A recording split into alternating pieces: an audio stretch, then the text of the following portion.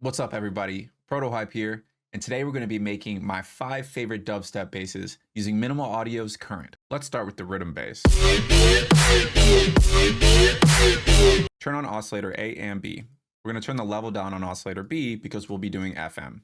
We can move the wavetable position to turn oscillator A into a bit of a square wave or even a hybrid. It's up to you. Turn down the random and the phase of both oscillators. We're going to click envelope 1 and turn this into a curve. From here, we can use this oscillator to shape the movement of the sound. So let's drag this to the level of oscillator A, bring it all the way up. We're also going to bring it to the wavetable position of oscillator B. Bring this to about 10 o'clock. We're going to use both filters. Filter 1 is going to be a comb positive filter. Let's bring this cutoff to about 10 o'clock, and we will drag this curve onto the cutoff, bringing it to about 12 o'clock.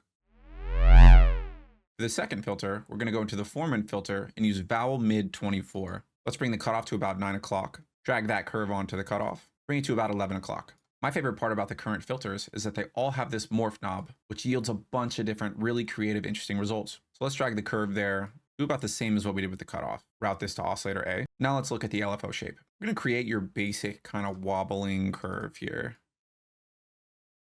I really like the way you can manipulate the curves, all locked into the grid. We're going to set the rate to 1/4.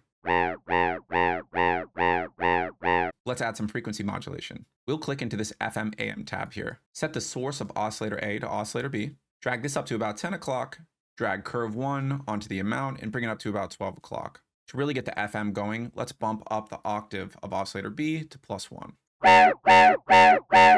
Let's scooch on over to the sub sampler section. The sub and current sound so good. Wait till you hear this. Let's activate this and add curve 1 to the level from 0 to 100. We'll also make sure to send direct out, so it's not going through any of our effects.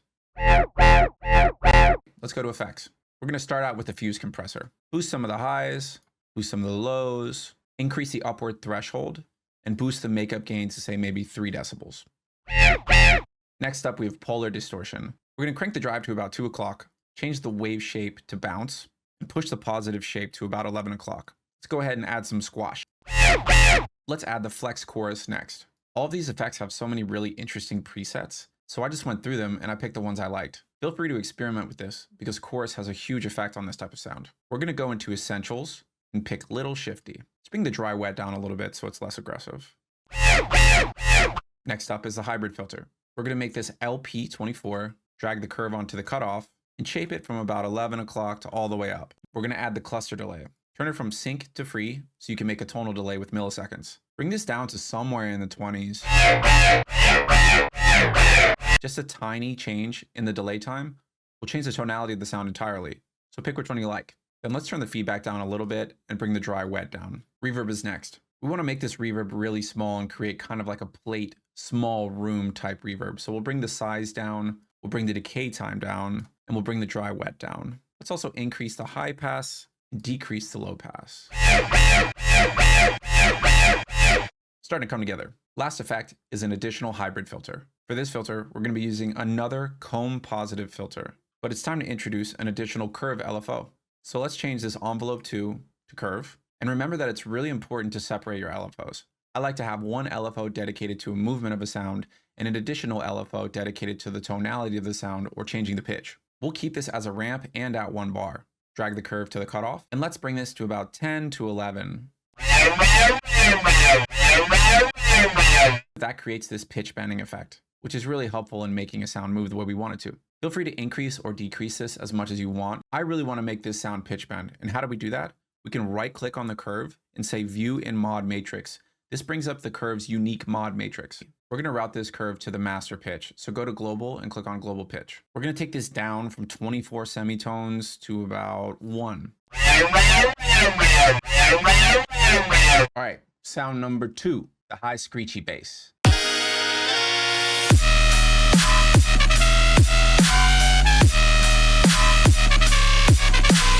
So we're going to use the saw sign square wavetable. Here we're going to use both oscillators, move the position into the middle.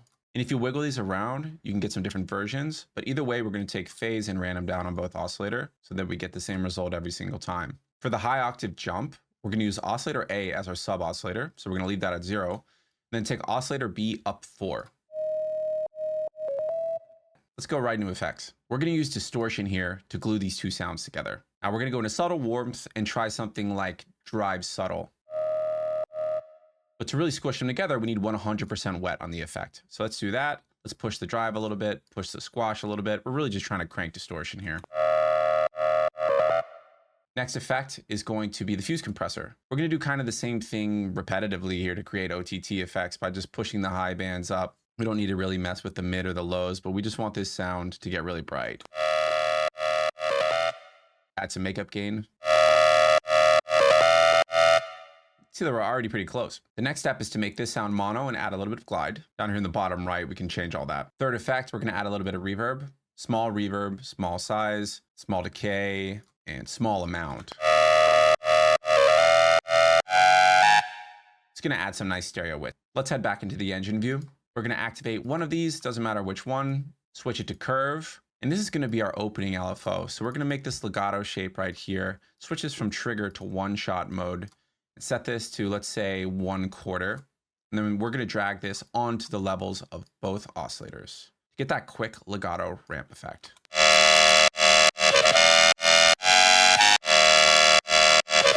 Then we're going to take one of these curves, set it to about 1/16, maybe 1/8, and drag this to the fine tune of oscillator B. We're going to use Alt Shift to make this bipolar as opposed to unipolar.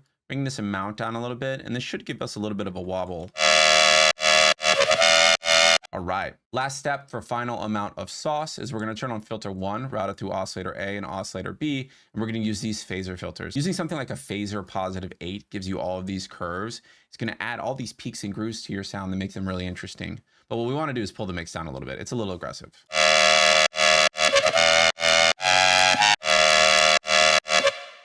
All right, bass number 3 is my all-time favorite, the yoy. First thing, make the sound mono in the bottom right here. I really like how easy this section is. The second thing is that we're going to choose our wavetable. Now, this sound can be basically any wavetable. We're just going to use the default one here and mess around with the position until we get some sort of blend between a saw wave and a square wave. It doesn't matter as much what the wavetable is. What does matter is that you got a bunch of resonance on a filter. Again, doesn't really matter what the filter is either. We'll just use a low pass with a good amount of resonance. Let's go into the effects.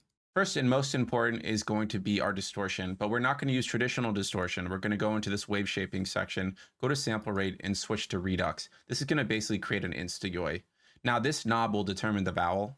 If this is anywhere between, I'd say 9 o'clock and maybe 2 o'clock, you're going to get a different vowel shape. Second effect is our fuse compressor. We're going to be crushing OTT. We're just going to push the makeup gain. If you want this OTT to be a little tighter, push the release up. Third effect will be a small reverb. Small size, small decay, small dry wet. So here's where the sound becomes a yoy. We're going to set up a curve, and we're going to use this one curve to automate one thing, and that is the cutoff on the filter. This is going to introduce all of those vowel sounds that we want. And we can make this whatever we want. We can make this like super slow. We can make it really fast.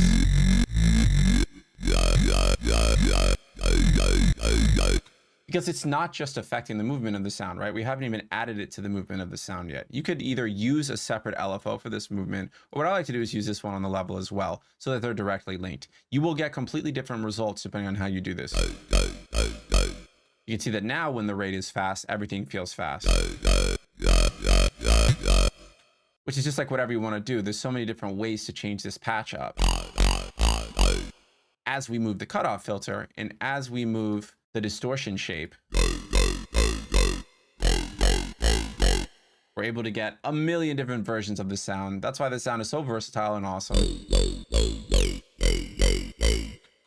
And there you go. That's the yoy. Our fourth sound is the fat dubstep sub. We're going to turn off the wavetable view. We don't need it. We're going to hop over into the sub sampler. Let's turn on the sub, turn on the sampler. The sampler is where we're going to be getting our noise to make that sub nice and crunchy. Pay attention to right above me. I have span because it's really important to take a look at what your sub looks like so you're not over processing and losing the power of that low harmonic. Current has this really cool thing here called partials, which adds or takes away harmonics. You can even mess with the levels of these harmonics. One partial is just a sine wave. Watch what happens as I crank the partials up.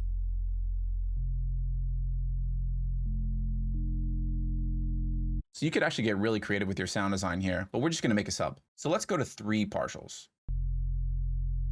As a general rule, you want your sub to kind of look like a ramp going from highest volume at the lowest harmonic and lower as the sound moves on. That's the way you get your sub to be as powerful as possible. Let's open up the sampler, go to factory noise, and all the way at the bottom, we'll find white noise. You can really use any of these awesome noise sampler sounds to really give yourself some character, even tonality to your sub bass. But for this instance, we're just gonna use white noise.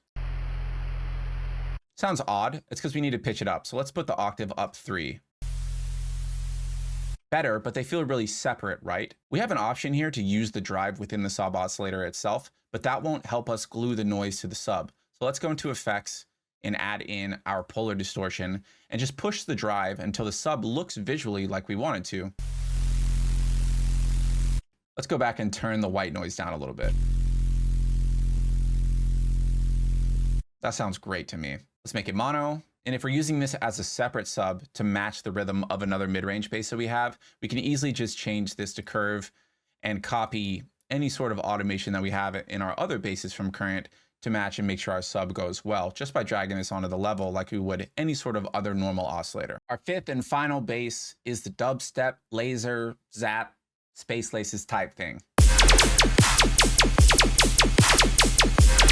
If you've ever made this type of sound before, you know that it can be made with like a bandpass or any sort of filter with really high resonance, automating up and down with like a saw wave or anything like that, pitch modulation.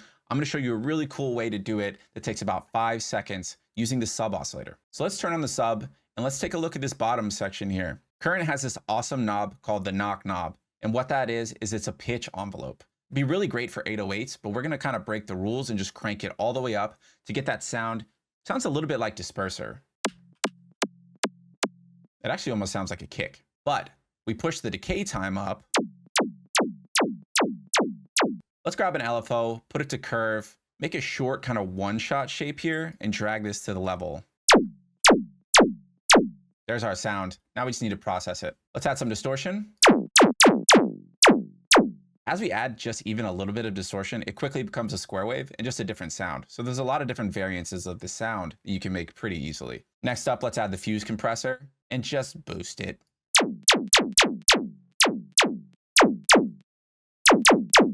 Just kind of crank it, see where it takes you. Bunch of different options. Last piece is going to be our swarm reverb. Small size, small decay. Again, this is going to add like a bunch of really cool, unique tonality based off of where the balance knob is.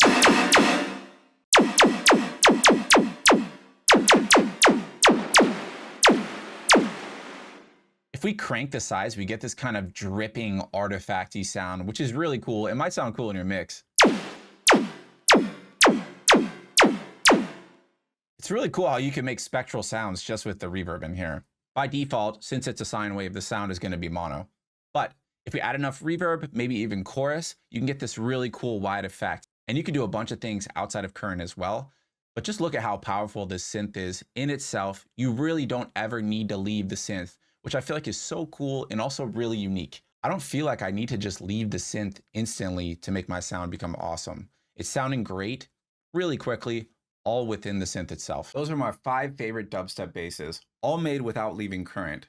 Shout out to Minimal Audio. Current is such an awesome plugin. Drop a comment below and let me know what other sounds I should make. Much love.